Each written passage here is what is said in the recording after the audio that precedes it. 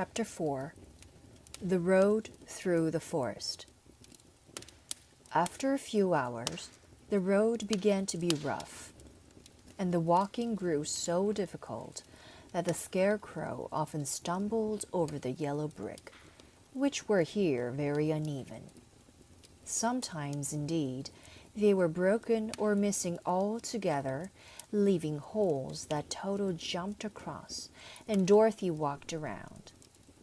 As for the Scarecrow, having no brains, he walked straight ahead, and so stepped into the holes and fell at full length on the hard bricks. It never hurt him, however, and Dorothy would pick him up and set him upon his feet again, while he joined her in laughing merrily at his own mishap. The farms were not nearly so well cared for here as they were farther back. There were fewer houses and fewer fruit trees, and the farther they went, the more dismal and lonesome the country became. At noon, they sat down by the roadside near a little brook, and Dorothy opened her basket and got out some bread. She offered a piece to the Scarecrow, but he refused. "I'm not hungry," he said, "and it is a lucky thing I am not, for my mouth is only painted, and if I should cut a hole in it so I could eat, the straw I'm stuffed with would come out, and that would spoil the shape of my head." Dorothy saw at once that this was true, so she only nodded and went on eating her bread.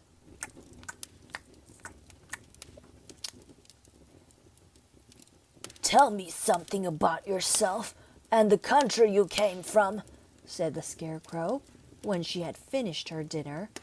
So she told him all about Kansas, and how gray everything was there, and how the cyclone had carried her to this queer land of Oz.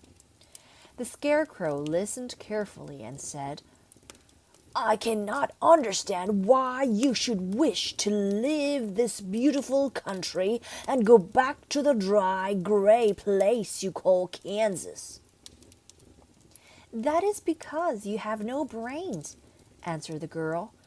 "No matter how dreary and gray our homes are, we people of flesh and blood would rather live there than in any other country, be it ever so beautiful. There is no place like home." The Scarecrow sighed. "Of course I cannot understand it," he said.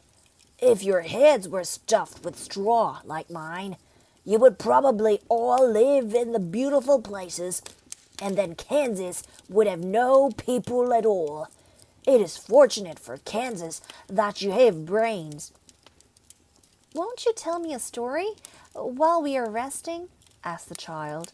The Scarecrow looked at her reproachfully and answered, "My life has been so short that I really know nothing whatever. I was only made day before yesterday. What happened in the world before that time is all unknown to me. Luckily, when the farmer made my head, one of the first things he did was to paint my ears so that I heard what was going on. There was another Munchkin with him, and the first thing I heard was the farmer saying, 'How do you like those ears?' 'They aren't strange,' answered the other. 'Never mind,' said the farmer. 'There are ears just the same,' which was true enough.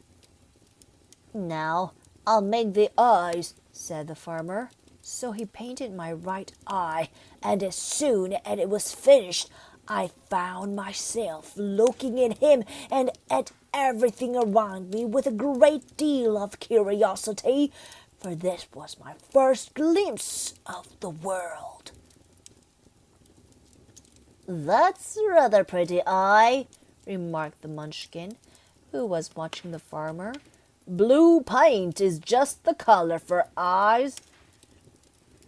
I think I'll make the other a little bigger, said the farmer. And when the second eye was done, I could see much better than before. Then he made my nose and my mouth, but I did not speak, because at that time I didn't know what a mouth was for. I had the fun of watching them make my body and my arms and legs. And when they fastened on my head at last, I felt very proud, for I thought I was just as good as mean as anyone. this fellow will scare the crows fast enough, said the farmer. It looks just like a man.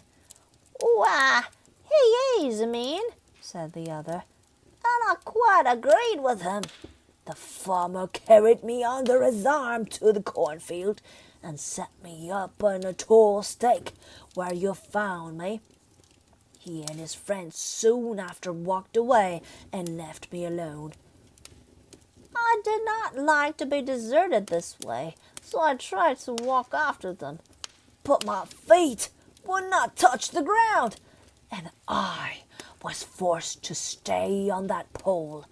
It was a lonely life to lead, for I had nothing to think of, having been made such a little while before. Many crows and other birds flew into the cornfield, but as soon as they saw me, they flew me away again, thinking I was a munchkin, and this pleased me and made me feel that I was quite an important person.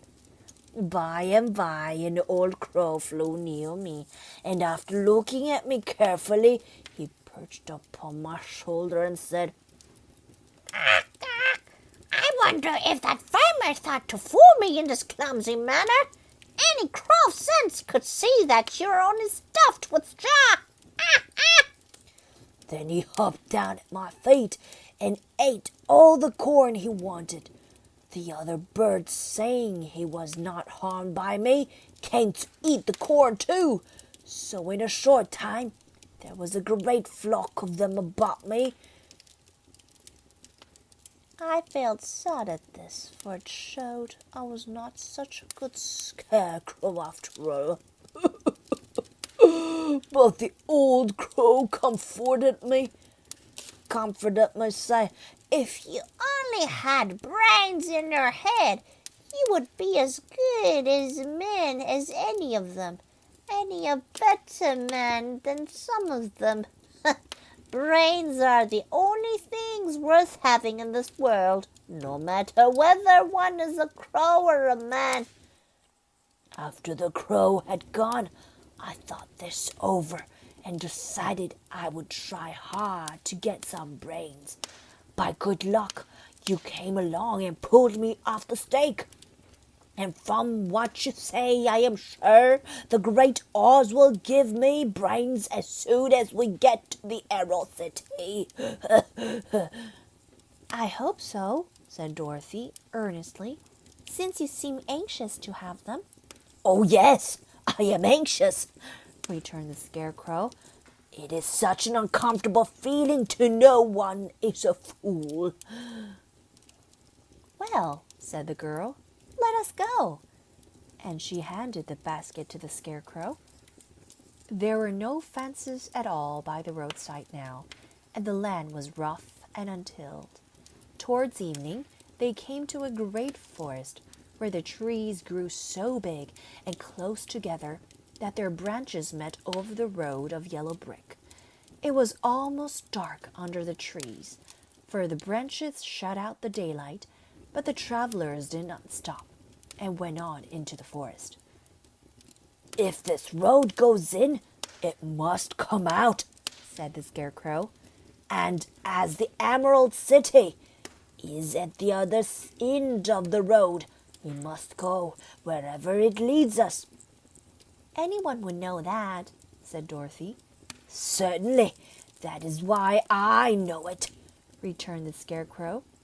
If it required brains to figure it out, I never should have said it.